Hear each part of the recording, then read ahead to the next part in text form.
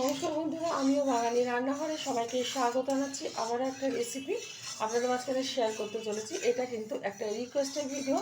আজকে আমাদের বাড়িতে দুই দিদি ভাই বেড়াতে এসেছে চীনা পার্ক থেকে।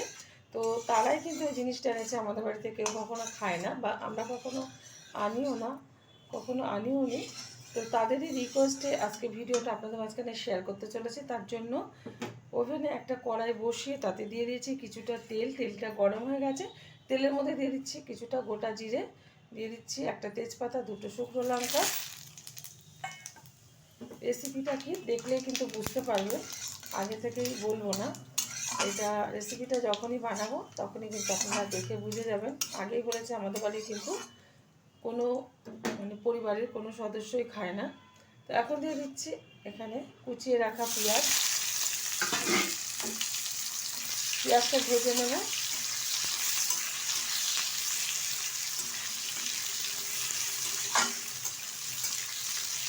দুটো দিদি ভাই আজকে বেড়াতে এসেছে, আগে থেকেই বলে রেখেছিল আসবে, কিন্তু হাতে করে যে এরকম জিনিস আনবে আমি কখনো ভাবিনি।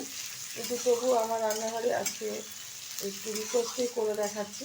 আমি এরকম রেসিপি কখনো করি না, তো তারাই খাবে, রান্না করে দিচ্ছি ভালোভাবে।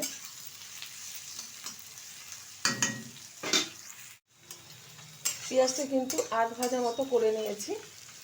এখন এর মধ্যে এক এক করে উপকরণ আমি মেশাবো। প্রথমেই দিয়ে দিচ্ছি এখানে গোলমরিচের গুঁড়ো, দিয়ে দিচ্ছি কিছুটা মিট মশলা, দিয়ে দেব এখানে 1.5 চামচ হলুদ গুঁড়ো, দিয়ে দেব কেটে রাখা টমেটো আর কাঁচা লঙ্কা, দিয়ে দিচ্ছি পরিমাণ মতো লবণ। ভালোভাবে নেড়ে চেড়ে নেব। যে দিদিভাইরা আমাদের বাড়িতে এসেছে তাদের কিন্তু নাম নেওয়া বারণ আছে, তো সেই কারণে কিন্তু আমি নামটা নিতে পারলাম না। অ্যাকচুয়ালি এসেছে কিন্তু চীনা পার্ক থেকে, তাদের বাড়ি চীনা পার্কে। ভালোভাবে একটু নেড়ে চেড়ে নিচ্ছি। ভালোভাবে কিন্তু নেড়ে চেড়ে নিয়েছি। এখন এর মধ্যে দিয়ে দেবো বেটে রাখা এখানে জিরে, আর আছে ধনে, লঙ্কা আর রসুন আর আদা। ভালোভাবে কষিয়ে নেব।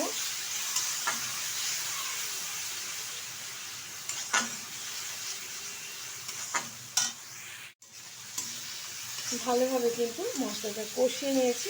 আর এখন দিয়ে দেবো এই যে যেটা এনেছে, এই যে আমি জানি না খাসির ছাড় বলে বা বলেছে, আমি সেই কারণে যেটা বলেছে সেটাই জানি আর সেটাই বললাম। দিয়ে দিলাম এর মধ্যে সব রকমই মেশানো আছে, দেখলাম তো ফুলকা বা অন্য কিছু। ভালোভাবে কষিয়ে নেব। আমার এই রেসিপি যদি আপনাদের ভালো লেগে থাকে আপনারা অবশ্যই আমার চ্যানেলটিকে সাবস্ক্রাইব করবেন, লাইক করবেন, শেয়ার করবেন। আর এইসব যারা খেয়ে থাকেন তারা অবশ্যই এরকমভাবে একবার ট্রাই করবেন। আশা করি ভীষণ ভালো লাগবে। ভালো লাগে নিশ্চয়ই, তার জন্যই তারা জানে বা খেয়ে থাকে। ভালো না লাগলে তো খেতো না। তো সেই কারণে এনে দিয়েছে, রান্না করেও দিয়েছি। নিশ্চয়ই এমন কোনো বাজে জিনিস না যে রান্না করতে পারবো না। তো সেই কারণেই রান্নাটা করে দিচ্ছি সুন্দরভাবে। তো ভালোভাবে কষিয়ে নেব বেশ কিছুক্ষণ সময় ধরে। বেশ সময় নিয়ে কিন্তু কষিয়ে নিয়েছি, আর সুন্দরভাবে কিন্তু এই যে কষানো হয়ে গেছে। মশলা থেকে তেল ছাড়া শুরু হয়ে গেছে, মানে ঠিকঠাক কিন্তু মশলাটা সমেত এটা কষানো হয়েছে। তো এখন এর মধ্যে দিয়ে দেবো থেতো করে রাখা এলাচ, ভালো ফ্লেভার আসবে। দিয়ে দিচ্ছি পরিমাণ মতো জল। এটা কিন্তু ঝোল ঝোল খাওয়া যায় না দিদিভাইরা বলেছে, তো সেই কারণেই কষা কষা টাইপের করতে হবে। আর এটা অল্প পরিমাণেই জলটা আমি ব্যবহার করলাম, কারণ আমি হালকা আছে কিন্তু এটা রান্না করে নেবো একটু সময় নিয়ে।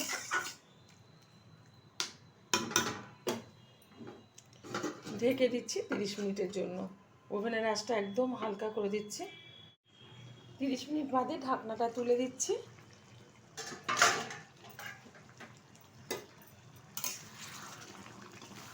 এখনও কিন্তু অনেকটাই ঝোল ঝোল ভাব আছে। আর একটু আমি হাই আছে রান্না করে নেব।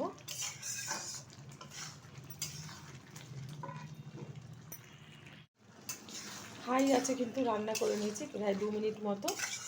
আর আমি এখন রান্নাটা করবো না, হয়ে গেছে পুরো, কারণ এর থেকে বেশি টানালে কিন্তু পুরো এই যে জমাট বেঁধে যাবে, মানে অনেকটা শক্ত হয়ে যাবে ঠান্ডা হয়ে যাওয়ার পরে।